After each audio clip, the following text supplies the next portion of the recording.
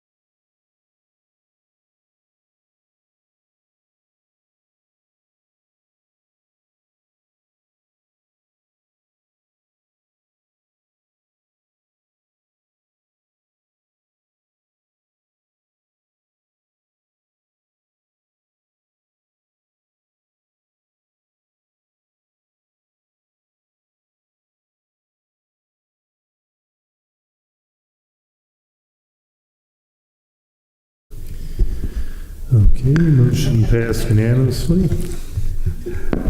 Moving on to informational items, we've got the Tri-County Regional Planning Commission minutes. Does anybody have any questions or need any information on that? Okay, we're at unsafe structures. Any questions on that? Okay, how about development summary? Oops, sorry.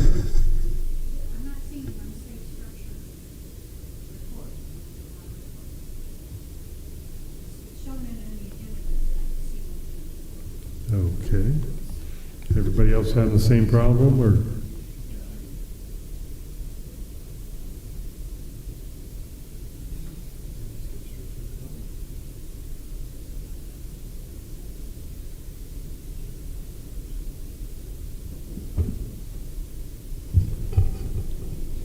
Mr. Chairman, we'll take a look at that and we'll attach it to this Friday's update. And if the committee. Okay.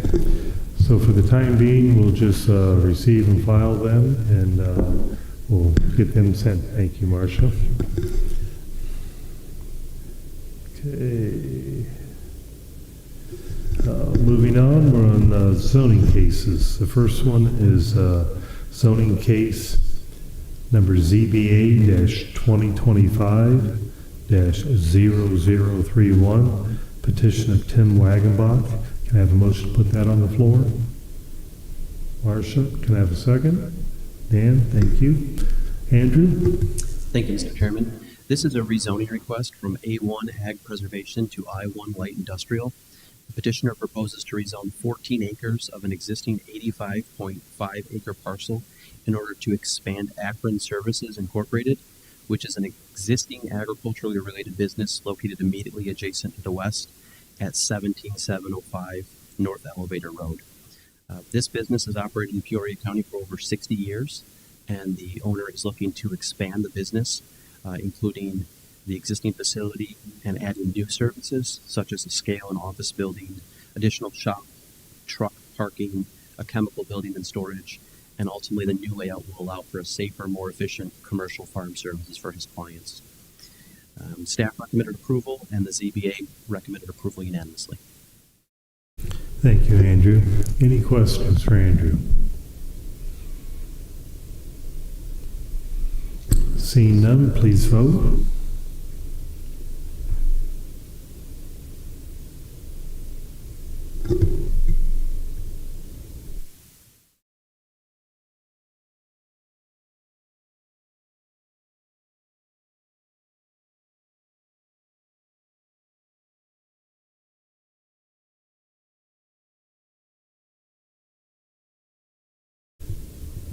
Okay, motion passed unanimously. We'll move on to the next zoning case, number ZBA-2025-0030, petition of Gensini Properties LLC. Can I have a motion to put that on the floor? Terry, a second. Betty? I'll get to you next time, Chair. Okay, Andrew. Thank you, Mr. Chairman. This is a rezoning request from C2 General Commercial to I2 Heavy Industrial. The petitioner proposes to rezone 8.28 acres in order to locate Gensini Excavating LLC, which is an excavating, concrete, and site utility contractor business at the subject site. In addition to constructing a new building for contractor storage, the petitioner wishes to utilize the property for outdoor equipment storage and concrete recycling. The petitioner stated that the current and previous property owners had operated at this site for over 10 years for equipment storage and recycling concrete. There is one consent and 0 objections on file. The subject parcel is located at 7600 North Kickapoo Edwards Road in Kickapoo Township, which is north of the I-74 Kickapoo Edwards interchange and south of Kickapoo. Located a quarter mile to the north is an industrial subdivision, and located just over a tenth of a mile to the south is additional industrial development. The petitioner stated that the proximity to the Kickapoo Edwards interchange off of I-74 makes this an ideal location for his business expansion into Peoria County, and the staff recommended approval, while the ZBA unanimously recommended approval. Thank you, Andrew. Any questions? Jimmy. Andrew, I think you touched it as existing, but this is also more about getting that property into compliance versus it had been operating there as a gravel crushing pit with really out of compliance. Correct. Iron Hustler Excavating had previously operated at this site for probably 10 or 11 years. That business was acquired by Gensini Excavating, and in him coming in to acquire a building permit, we discovered that it was zoned incorrectly for outdoor storage. So rezoning to industrial will allow the outdoor storage as well as the construction of the new building. Good question, Jimmy. Thank you. Any other questions or comments? Please vote.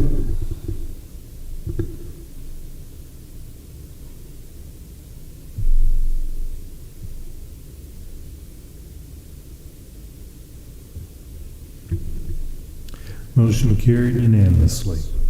Moving on to subdivision waivers. The first one is waiver case number WAV-2025-0003, petition of 4J Farms LLC. Can I have a motion to put that on the floor?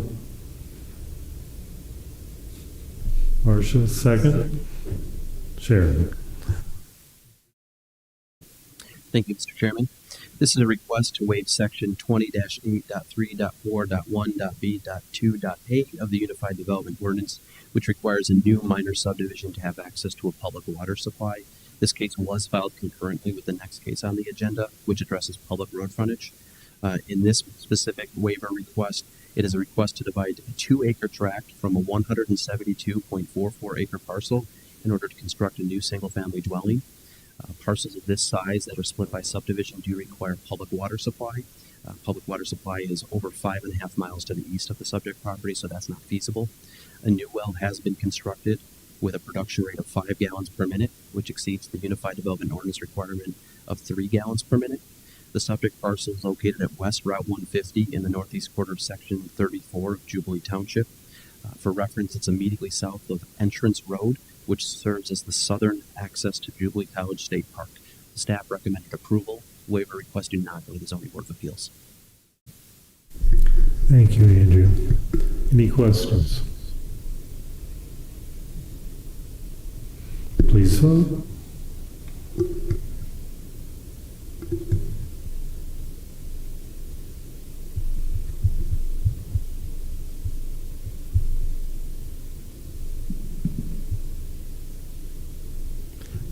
Okay, motion passed unanimously. Move on to the next waiver case, number WAV-2025-0004, petition of 4J Farms LLC. Motion to put that on the floor. Sharon, second. Matt? Andrew? Thank you, Mr. Chairman. This is a request to waive Section 20-3.16.3.2.b.1 of the Unified Development Ordinance, which requires a minimum of 30 feet of public road frontage for parcels being created by minor subdivision which are less than 10 acres in size. The petitioner proposes to divide a 2-acre tract from a parcel currently accessed by a private driveway. As previously mentioned, this is an existing 172.44 acre parcel. It consists of approximately 8 feet of public road frontage on US Route 150, which then extends 2,600 feet to reach this 172.44 acre parcel. There's an additional 12-foot easement that's been granted to the property through a recorded right-of-way easement for a total of an access drive width of 20 feet. Immediately adjacent to this property is Jubilee College State Park, so there is no opportunity to purchase additional land from adjacent property owner, nor is there a very high likelihood of that land being developed residentially. Staff recommended approval with restrictions, which are based on comments received from the Peoria County Highway Department and the ETSB, and those pertain to additional easements and the address signage. Thank you, Andrew. Any questions? This is basically all owned by the same people that own the large property and with the 2 acres, correct? Correct. So- There's a group of folks that run the LLC primarily for hunting purposes. One of those individuals wishes to construct a single-family residence, so they're asking to separate that from the remaining ground. Okay. So, no other questions? Please vote.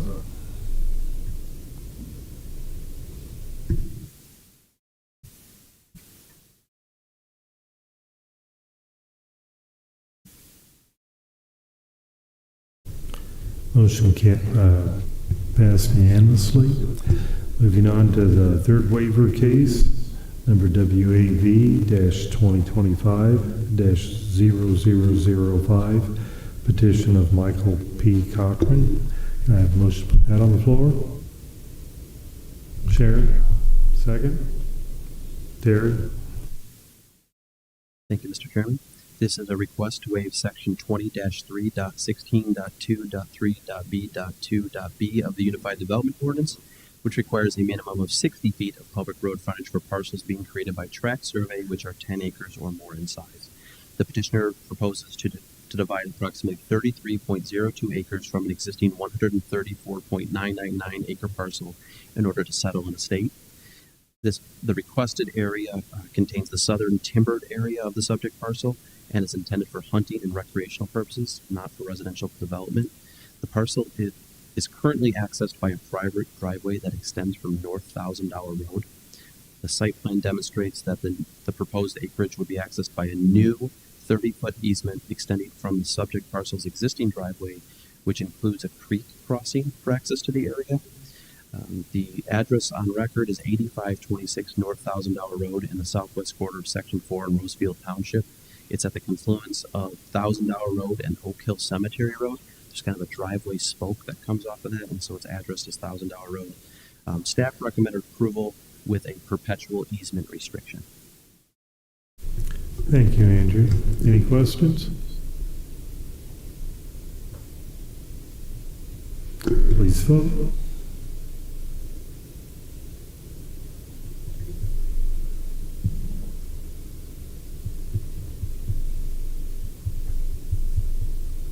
Motion passed unanimously.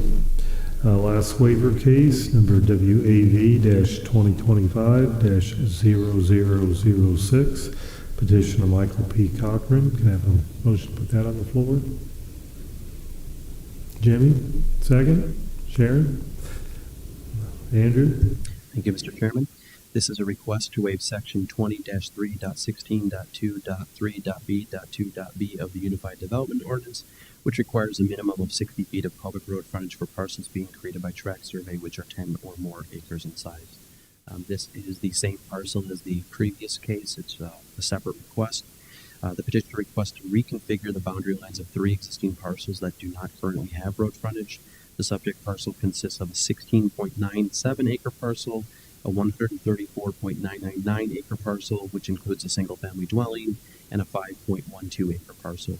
The reconfiguration will lead to 25.38 acres, 7.52 acres containing the single-family dwelling, and the remaining 92.22 acres.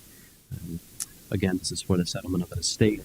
The nearest public right-of-way is North $1,000 Road, which is located across a railroad, approximately 83 feet from the northernmost parcel.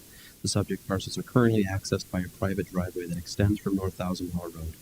The northern parcel, as well as the middle parcel containing the existing single-family dwelling, would continue using the existing driveway for access.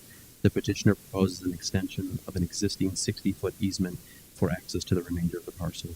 Staff recommended approval with a perpetual easement restriction, and I would like to add that the petitioner and surveyor, same person, is present in the audience today.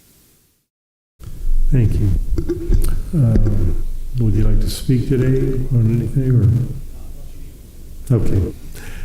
Thank you very much. Are there any questions? Seeing none, please vote.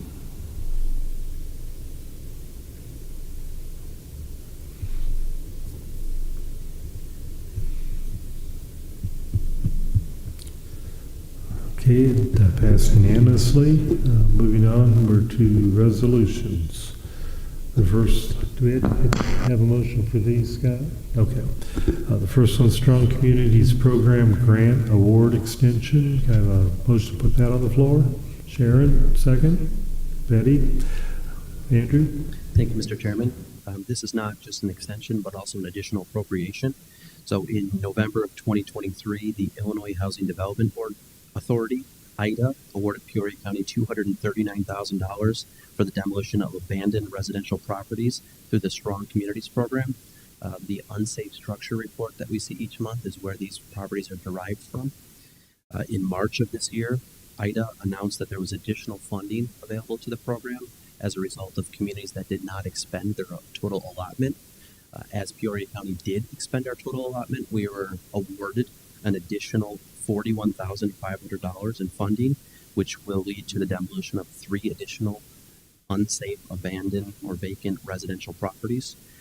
Additionally, the grant award includes 10% for administrative and direct costs. And then I'd also like to note that approval of the resolution will authorize the county administrator to execute all documents related to the grant on behalf of the county. Thank you. And great news to find out that we're getting more grant money to take care of these unsafe structures. Is there any questions for Andrew? Terry? Not a question, but a comment. The reason this money is here is not only that those other counties didn't expend their money, but Peoria County has a track record, thanks to Andrew, of successfully getting these houses taken down.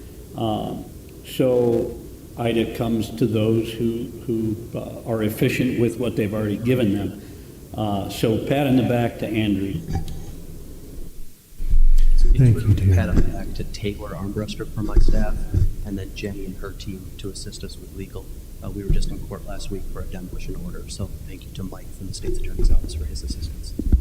Well done job for Team Peoria. Okay, any other questions? Please vote.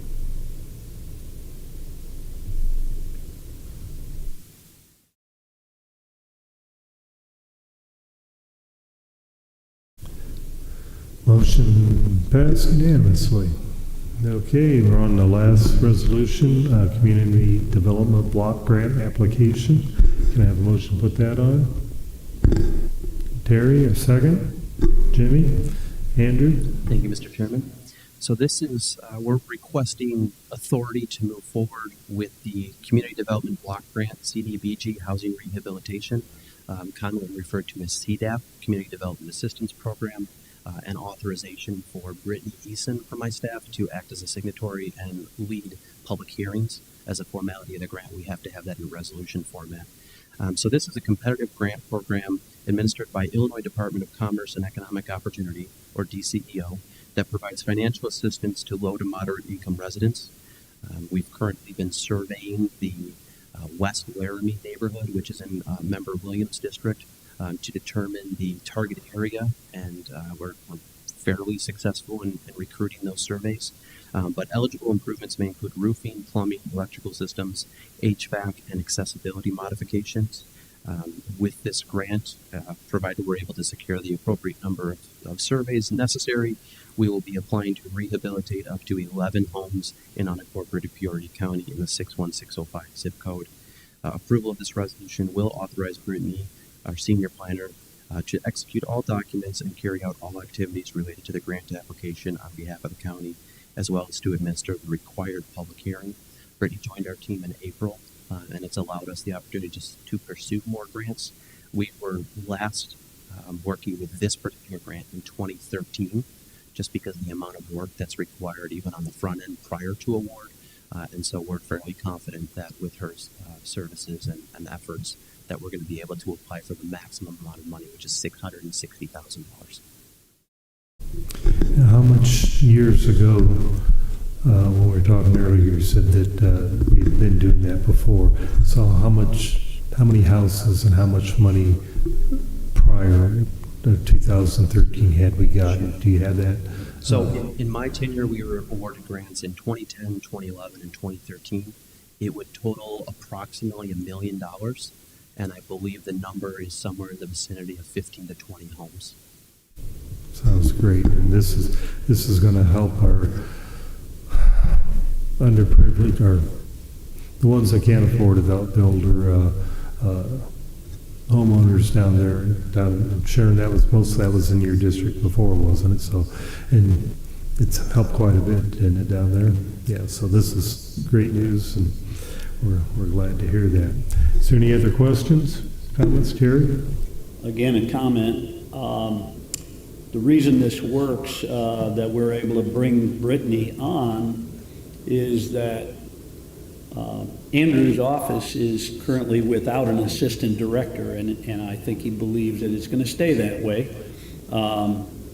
Previous directors have had assistants, and I'm sure that this means more work for Andrew, but in revamping the office the way he wants it to look, this is a very wise and healthy decision for the zoning office, and welcome to Brittany. Anything else anybody wants to say? Brittany's in the audience because I didn't. Thank you, Brittany. Over my left and my shoulder. Anything you want to say, Brittany? I'm happy to be here, and I'm excited about the opportunity. I've really enjoyed getting to meet the residents and speaking with them over the last few weeks that I've been out and about. So I'm hopeful for the grant. Hopefully you meet every requirement that you need and exceed it. I'm sure you'll do well. Welcome aboard. Okay, please vote.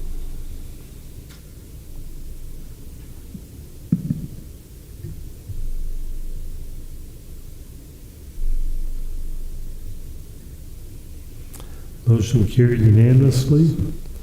We're to public comment. Do we have any public comment today? Okay, we're to miscellaneous. Any miscellaneous? Debbie? Scott, do you just want to give a reminder for tomorrow? Time, location? Yep, happy to, Mr. Chairman. So, Executive Committee has invited all board members to a policy session tomorrow. It's at the jail, which is 301 North Maxwell. You can park in the front parking lot. So if you're coming from either side of town, it's the access is off of Maxwell Road between Route 116 or the interstate spur. You'll enter the property from Development Drive, and there's wayfinding signage on property to park in the administrative parking lot. Once we're inside, we're in the re-entry room, which I believe is on the first floor. And time is 1 o'clock. Phil? Are you, excuse me, are you planning to have a tour of the jail after the meeting? When the sheriff and I talked last, a tour of the jail was not specifically planned, but if there's desire to do that, I'm sure the sheriff would be willing to do that, although he's not here, so I can't really speak for him. But I know he's always willing to give a tour to any board member that is wanting to see it. Any other announcements? Meeting adjourned. Thank you, everyone.